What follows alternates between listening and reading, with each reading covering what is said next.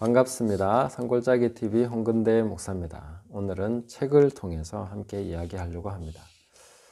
책을 세 권을 소개해 드릴 건데요. 읽으라는 것보다는 이 책을 통해서 우리가 생각을 해보고 또 방향을 타진해 보는 그런 식으로 진행을 해 보려고 합니다. 앞으로도 제가 책을 가지고 나오면 꼭 여러분에게 읽으라는 것보다는 이 책의 내용과 그것과 관련해서 우리가 생각하고 고민하는 그런 것들을 함께 해보려고 한다. 이렇게 보시면 되겠습니다. 먼저는 이지성 작가의 에이트라는 책입니다. 에이트는 8이죠. 8. 원래 읽으면 8 이렇게 해야 되는데 8 하면 제목이 이상하잖아요. 그래서 에이트 이게 뭐지? 영어 발음도 좀 한국어 발음으로 적어 놓으니까 이 제목만 듣고는 뭐지? 하는 그런 분들도 꽤 있더라고요. 그런데 소제목은 인공지능에게 대체되지 않는 나를 만드는 법. 그렇게 해서 실리콘밸리의 상위 1% 사람들이 실행하고 있는 그런 8가지 방법, 이런 것들을 소개해주고 있습니다. 그리고 그의 핵심되는 내용은 창조적인 상상력을 키워주고 그 다음에 공감 능력, 인간으로서 가지는 공감 능력을 길러주는 방식으로 해서 인공지능에게 대체되지 않고 앞으로 인공지능을 지배하는, 인공지능에게 지시를 내리는 그런 사람이 돼야 된다. 그런 방향으로 이제 자기를 바꾸는 방법들을 소개하고 있는 그런 내용입니다. 이제 하버드에서는 아예 강의를 폐지했다. 일본은 아예 이제 대학 입시 제도 자체를 내년부터 없애버린다. 이런 식으로 교육 개혁을 하고 있다라고 합니다. 우리나라는 너무 잠잠하니까 도대체 뭐 하고 있느냐? 이런 식으로 이제 질타를 하는 그런 이야기들. 또 유튜브도 제가 듣는데 아마 굉장히 안타까움을 가지고 얘기하는 것을 듣고 있습니다. 네, 단 한 번도 경험하지 못한 시대가 오고 있다. 사실 이미 왔죠. 우리가 경험해보지 못했던 그런 시대를 우리는 살아가고 있습니다. 그리고 골드만삭스 이야기도 나오는데 600명의 최고의 인재들이 모여있는 그 회사에 인공지능이 입사를 하죠. 그렇게 해서 얼마 안 가서 598명이 해고되는 그런 초유의 사태가 일어나고 지금 그 월스트리트 그쪽에서는 이제 거의 90%가 인공지능이 사람이 할 일을 대체하고 있다. 이런 식으로 이야기를 해주고 있습니다. 그러니까 앞으로 금융뿐만 아니라 많은 전문 분야가 이런 식으로 진행될 게 뻔하기 때문에 이제 준비해야 된다 하는 그런 이야기죠. 그리고 당신의 일자리가 사라지고 있다. 앞으로 어떻게 할 거냐? 그런 이야기죠. 물론 비판하는 분들의 이야기는 또, 자, 그러면 이거는 실리콘밸리의 상위 1% 사람들의 이야기지 우리가 어떻게 하라는 거냐.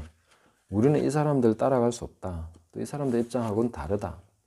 물론 그 얘기도 저는 이 책 읽으면서 저도 그런 부분이 상당히 궁금했었습니다. 아니 어떻게 하라는 거지? 이 사람들이야 이미 엄청난 것을 갖추고 있고 인공지능에게 지시를 내릴 만한 그런 모든 어떤 조건들을 갖추고 있는 사람들인데, 그러니까 이제 자기들은 그걸 하려고 하는데 인공지능과 상관없이 살아가고 있는 평범한 우리들, 나중에 인공지능에게 지시를 내릴 그런 기회가 생길 수 있을까요?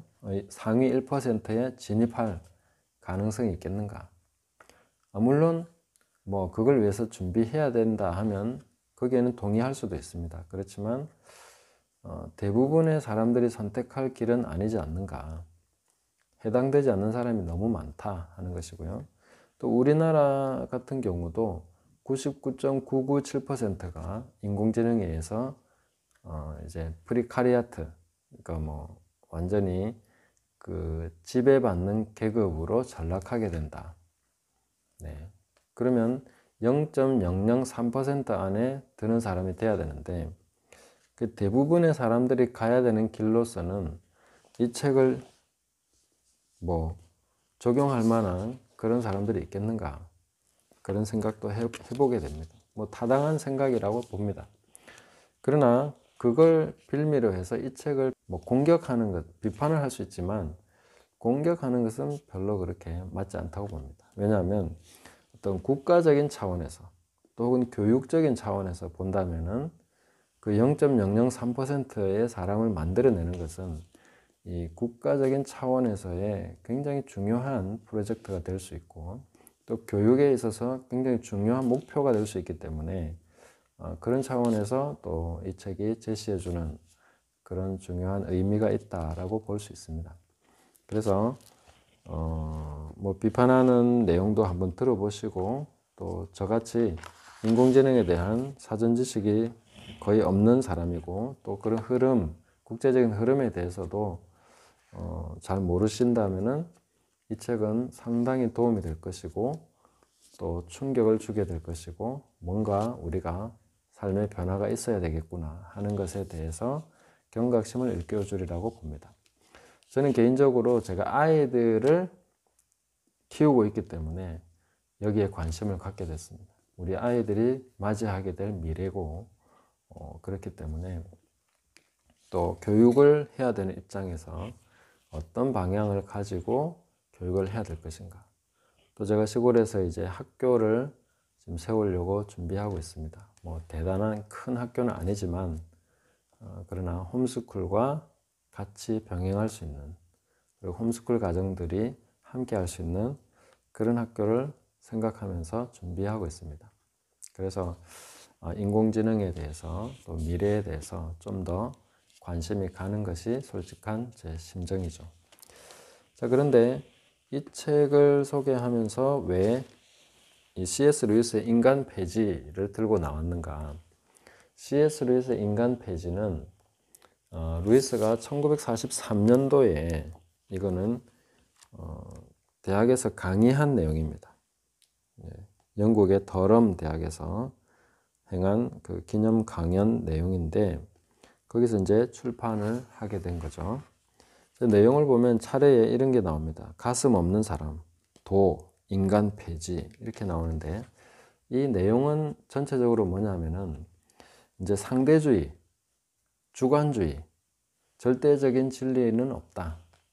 절대 가치라는 것은 존재하지 않는다. 이런 식으로 이제 사상이 흘러가고 하는 그 방향을 가지고 가는 것에 대해서 굉장히 우려하면서 거기에 대해서 어떤 식으로 펼쳐지게 될 것인가 하는 것을 지적하는 내용입니다. 뭐 앞부분에서는 이제 녹색책이라고 부르는데 아이들의 그 영어 교육 그 교과서 같은 그런 책에 이제 폭포수를 향해서 어떤 사람이 장엄하다 이렇게 표현을 했는데 거기에 대해서 이제 뭐 얘기하는 내용입니다. 장엄하다는 것은 그냥 그 사람의 느낌일 뿐이다. 그게 어떤 객관적인 가치라는 것은 없다. 그리고 그 말은 아무 의미가 없는 말이다. 뭐 이런 식으로 이제 돼서 절대적인 가치를 부정하게 되는 거죠. 그러나 장엄하다는 그 표현은 그 폭포수가 가지고 있는 그 가치, 그 폭포수가 그러한 그 묘사를 받을 수 있는 충분한 어떤 작용 요건을 가지고 있는 그런 것을 표현해 주는 것이다. 그러니까 보편적인 가치로서 받아들여질 수 있다. 이런 것을 이제 거부하는 것은 어떤 결과로서 흘러가게 될 것인가. 뭐 이런 내용들을 얘기해 줍니다. 저도 말이 좀 꼬이는데 이 영국 사람들이 쓴 책을 보면 굉장히 장황하게 설명을 합니다. 막 온갖 뭐 어떤 부분에서 막 이렇게 인용을 하면서 그런 굉장히 현학적이고 현란한 그런 식으로 좀 문장이 진행되는 그 경향이 있습니다. 그래서 뭐 C.S. 루이스나 J.I. 패커나 존 스토트나 로이드 존즈나 뭐 이런 분들 책을 보면 뭔가 핵심적인 이야기를 하기까지 너무 많은 장황한 이야기들이 나옵니다. 제가 쓰면 아주 뭐 한 몇 줄로 딱 요약할 수 있을 것 같은데 너무 장황한. 그래서 이게 번역하시는 분 얘기 들어보니까 영국 사람 책 번역하는 게 상당히 어렵다고 얘기를 하더라고요. 네. 자, 그런데 이제 루이스가 지적하고자 하는 것은 이겁니다.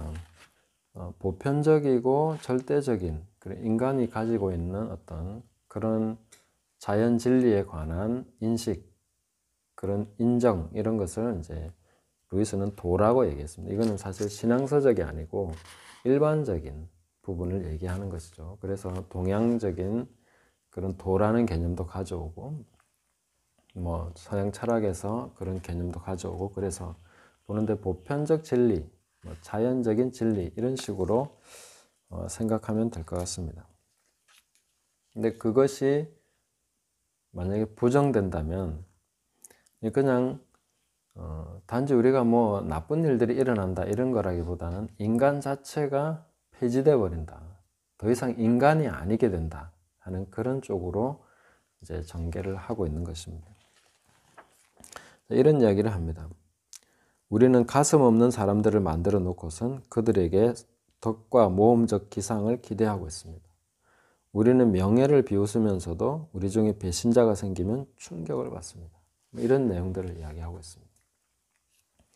그러니까 사실 그들이 공격하고 없애버린 그 상대주의와 주관주의가 공격하고 제거하고자 한 것은 덕과 명예와 어떤 보편적 도라고 할 수 있는 그런 보편적 가치, 인간이 공유하는 그런 가치를 없애버리는 건데, 그래 놓고도 배신자가 생기면 충격받는다. 자기들이 무슨 짓을 하고 있는지 모른다는 거죠. 네. 그래서 이런 식으로 넘어가서 이제 루이스의 주장을 좀 핵심적인 부분을 한번 인용을 해보면요. 자, 그들은 정말이지 저는 그들을 나쁜 사람들로 가정하고 있지 않습니다. 나쁜 사람들이라기보다는 그들은 아예 사람이 아닙니다. 네, 이렇게 표현을 합니다.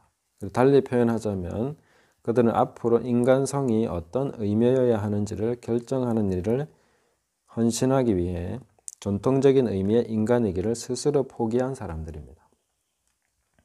자, 그러니까 주관주의와 상대주의로 나가버렸을 때 인간이 폐지돼 버린다. 더 이상 인간일 수가 없게 된다 하는 것이죠. 자, 그래서 제가 이 책을 주목하는 이유가 뭐냐면은 인공지능 시대에 지능, 그죠? 가슴과 덕과 명예와 이런 그 보이지 않는 가치에 대해서 그것을 아예 소멸시켜버린 그런 시대에 인간이 가지고 있는 그거는 지능이죠. 지능에 의해서 인간성의 그 인간됨을 자기 스스로 생각하고 추구하고 최고의 가치를 가진다고 생각하는데, 그 분야에서 인공지능이 인간보다 더 위에 서버리는 거죠. 2036년 정도가 되면 이제 특이점이 온다 이렇게 얘기하고 있죠. 그때가 되면은 무슨 일이 일어나느냐면 인류의 모든 머리를, 두뇌를 합친 것보다 인공지능이 더 뛰어난 그런 상태가 돼버리는 거죠. 그러니까 어떻게 더 인공지능이 발전돼 나갈지 모르는데, 이런 시대가 오니까 이 사람들이 이제 큰일 났다 싶은 거죠. 그래서 가슴을 제거해버렸는데 이제 다시 가슴을 가져라고 얘기하는 거죠. 다시 인간이란 뭔가를 고민하게 되는 거죠. 그리고 절대적인 가치라는 게 있는지에 대해서 더 다시 생각할 수밖에 없는 그런 상황이 왔다 하는 것입니다. 그래서 C.S. 루이스의 통찰을 보면은 참 놀랍다는 생각을 하게 됩니다. 그리고 여기서 말하고 있는 것은 어쩌면 인공지능에 대해서 얘기하고 있는 것 같아요. 지능을 통해서 최고의 뭔가를 추구하고자 하는, 그렇게 되는 것은 인간이 폐지된 것인데, 이건 인공지능인데 이렇게 싶을 정도로 C.S. 루이스가 여기에 대해서 얘기를 해주고 있습니다. C.S. 루이스에 대해서 뭐 동의하지 않을 수도 있지만 이 사람의 그 통찰을 통해서 본다면은 인공지능이 만들어낼 앞으로의 그 세계의 분위기가 있겠죠. 그런 거는 굉장히 좀 별로 좋게 볼 수 없겠죠. 자, 그래서 제가 세 번째 책을 가지고 나왔습니다. 이게 뭐냐면 톨스토이의 우리 시대의 노예제도. 톨스토이는 토지, 그 다음에 경제 문제, 크리스찬으로서의 자기 정체성에 대해서 많이 고민을 했던 분입니다. 그리고 이것을 사회에 현재 어떤 현실 생활 속에, 삶 속에 적용을 해서 좋은 결과를 내고자 했던 그런 방향을 가지고 있었던 분인데, 이분이 보기에 영국의 노예제도가 철폐되고 미국에서 노예제도가 없어지고 러시아에서 농노제도가 사라졌지만, 그러나 톨스토이의 눈으로 볼 때는 여전히 노예제도가 살아있다. 그냥 모양만 바꾼 것 뿐이라는 거죠.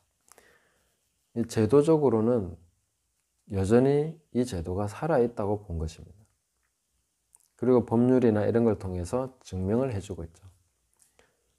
이전에는 억지로 노예가 됐다면 이제는 자발적으로 노예가 된다는 것입니다. 경제적 노예, 이런 식으로 표현을 해주고 있습니다.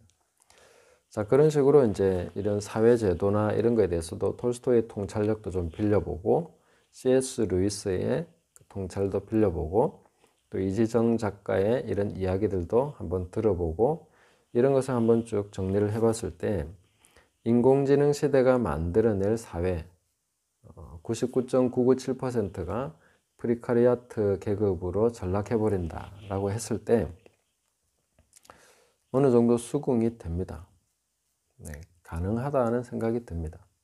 왜냐하면 인간은 끊임없이 뭔가를 통해서 다른 사람을 지배하려고 해왔고, 통제하기를 즐겨하고, 그런 것을 계속 해왔습니다.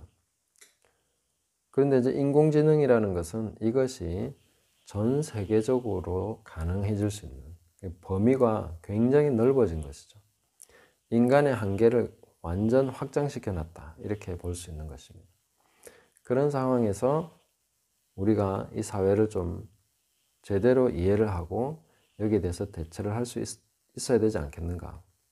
그런데 뭐 암울하다 이렇게 보긴 하지만, 사실 절대 다수의 사람들은 인공지능 시대에 뭐 종으로 살고 있는 이런 현상에 대해서, 자기가 인공지능에게 지시를 받는 것에 대해서 저는 불행하게 느끼거나 깝깝하게 느끼거나 뭐 그렇게 될 거라고 생각하지 않습니다. 많은 분들은 오히려 더 편안할 수도 있습니다. 훨씬 더 좋을 수도 있습니다. 왜냐하면 직장 상사에게 지시받는 것보다 인공지능에게 지시받는 게 훨씬 낫습니다. 인공지능은 일단 감정이 없죠. 근데 뭐 직장 상사처럼 이렇게 괴롭히거나 그렇게 할 이유도 없습니다. 그러니까 오히려 훨씬 더 잘 이해해주고 공감해주고 그렇게 따뜻하게 일을 지시해줄 가능성이 훨씬 많습니다. 그래서 성질 못된 상사보다 인공지능이 훨씬 나은 거죠. 그래서 많은 사람들은 편안해 할 거라고 생각합니다. 가장 위기의식을 느끼고 불편한 사람들은 바로 크리스찬들일 거다, 이렇게 봅니다. 예수님을 믿는 사람들. 그러니까 뭔가 인공지능이 가지고 가는 어떤 사회적 분위기와 방향이 어떤 방향일지 우리는 짐작을 할 수 있습니다. 그리고 이런 것은 항상 이런 기술은 악용되어 왔습니다. 통제할 수 있고 뭔가 전체적으로 독점할 수 있고, 이런 상황에서 인공지능이 악용될 것은 불을 보듯 뻔한 일이죠. 자, 이런 것에 대해서 이지성 작가는 우리를 향해서 상위 0.003%가 되라, 이렇게 말하고 있는 거죠. 저는 이 방향이 바람직하다라고 느껴지지는 않습니다. 그러나 아이들을 교육하는 관점에서는 해야 되겠죠. 또 국가적인 관점에서는 이런 걸 해야 되겠죠. 하지만 개인적인 차원에서 실리콘밸리의 1%에 속하는 사람들을 흉내낸다는 것은 굉장히 좀 뭔가 맞지 않다. 우리가 이런 식으로 준비해서 그 인공지능 시대에 대체되지 않는다라고 말하는 것은 좀 해법으로서는 전혀 맞지 않다라고 봅니다. 이런 부분에서 좀 다른 방향도 생각해야 된다고 봅니다. 물론 저는 이지성 작가가 제안하고 있는 이 8가지도 우리가 분명히 하나의 방법으로서는 봐야 된다고 봅니다. 그러나 이것만 생각하면 대다수는 제외될 것이기 때문에 오늘 제가 두 가지 더 말씀드리고 싶습니다. 하나는 톨스토이가 우리 시대의 노예제도에서 해법으로 제안한 것이 있습니다. 그것은 뭐냐면 토지입니다. 토지. 땅을 중심으로 해서 경작하고 자기의 가족을 부양할 수 있는 그런 능력을 가진 사람은 절대로 노예가 되지 않는다는 거죠. 그 사실 농촌에서 직접 농사를 짓고 자급자족을 하는 사람은 인공지능과 아무 상관없이 살아갈 수 있습니다. 그리고 농촌에서의 생활이나 농촌에서 아이들을 길러서 교육하는 것은 완벽하게 이 에이트를 실천할 수 있는 그런 환경에 있게 됩니다.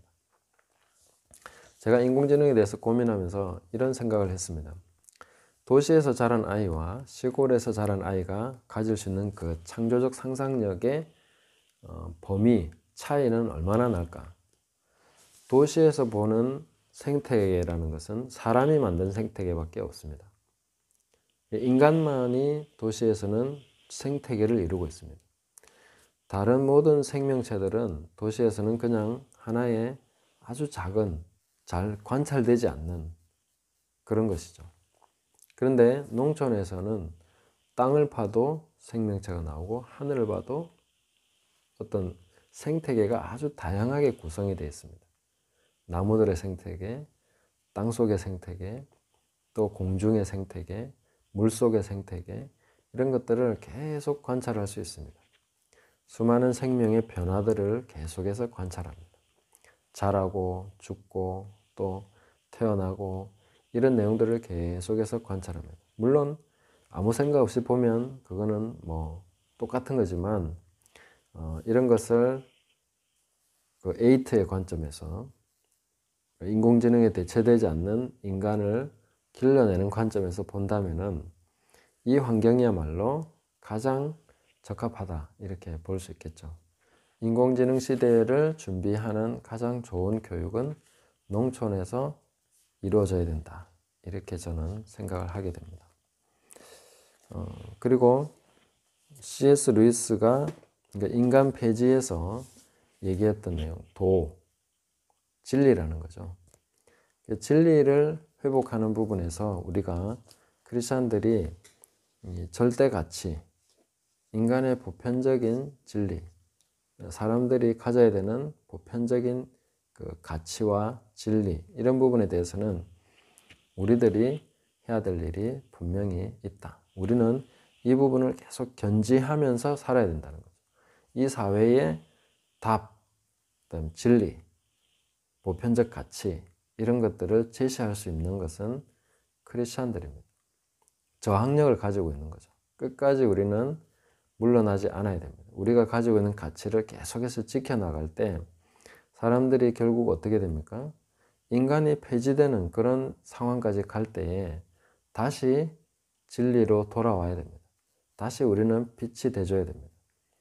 그것은 새롭게 뭔가를 준비해서가 아니라 현재 우리가 가지고 있는 믿음, 성경적 가치를 끝까지 견지하면서 살아가는 것이 이 시대에 또 앞으로 다가올 이 대격변의 시대에 사람들에게 빛이 되어 줄 것이다. 이런 것을 우리는 생각할 수 있습니다. 제가 두 가지라고 얘기했는데 하나를 더 얘기하고 싶습니다. 이런 진리를 견지하면서 성경적 가치를 견지하면서 살아가는 동시에 성령에 대해서 깨어있고 다시 우리가 재조명하면서 성령 충만한 삶을 살아가야 됩니다. 제가 인공지능에 대해서 생각해 보니까 인공지능을 능가하는 것은 성령님밖에 없더라고요. 이 지구에서 이제 인간 위에 인공지능이 서버리는 그런 상황이 됐을 때, 자, 그런 면에서 인공지능을 생각해 보면 인공지능이 거의 신인 거죠. 전지한 어떤 그런 신적인 영역 정도가 되는 겁니다. 그걸 뛰어넘을 수 있는 그런 존재는 성령님밖에 없더라고요. 우리가 성령님에 대해서 다시 한 번 더 일깨워지고 진리의 영, 우리 안에 계신 성령님에 대해서 더 평소에 함께 동행하고 그분의 음성을 듣고 그분이 우리에게 말씀하시고 인도하시는 것을 계속 이제 연습하고 그 분야에서 성숙해 간다면은 앞으로 우리가 맞이하게 될 대격변의 시대에 우리가 어떻게 살아야 될 거냐 하는 것에 대해서 딱히 크게 걱정하지 않아도 될 것이다. 그리고 이런 것을 통해서 이제 혼란 가운데 있는 많은 사람들에게 실제적인 빛을 비춰줄 수 있을 것이다. 이렇게 기대할 수가 있습니다. 그래서 뭐 어떻게 보면 제 입장을 강력하게 피력하는 것이다 라고 볼 수도 있지만 인공지능 시대에 가장 적합한 환경, 농촌, 그러면서 크리스찬, 그러면서 성령 충만한, 그러면서 성경적인 가치를 계속해서 지키면서 살아가는 사람들, 이런 사람들이 필요하다. 그래서 교육 공동체, 생활 공동체, 자급자족하면서 자립하는 그런 공동체적인 삶이 인공지능 시대에 굉장히 강력한 역할을 하게 될 것이다. 이런 걸 볼 수 있고 그 안에서 길러진 아이들이 뛰어난 창의성을 가지고 공감 능력을 가지고 이 에이트에서 말하는 그런 것에 탁월한 그런 것을 갖출 수 있다. 물론 그냥 시골에 산다고 그냥 되는 것은 아닙니다. 그래서 교사가 중요한 것이죠. 이 모든 것을 알고 포인트를 짚어주고 방향을 인도해주면 이 환경 속에서 아이들은 가장 인공지능 시대에 맞서거나 혹은 그 위에 설 수 있는 그런 아이들로 자랄 수 있다. 이렇게 기대할 수 있겠습니다. 오늘 그 에이트 책을 보면서 함께 이야기를 나눴습니다. 조금이라도 도움이 되셨다면 구독, 좋아요, 알림 3종 세트 꼭 부탁드리겠습니다. 감사합니다.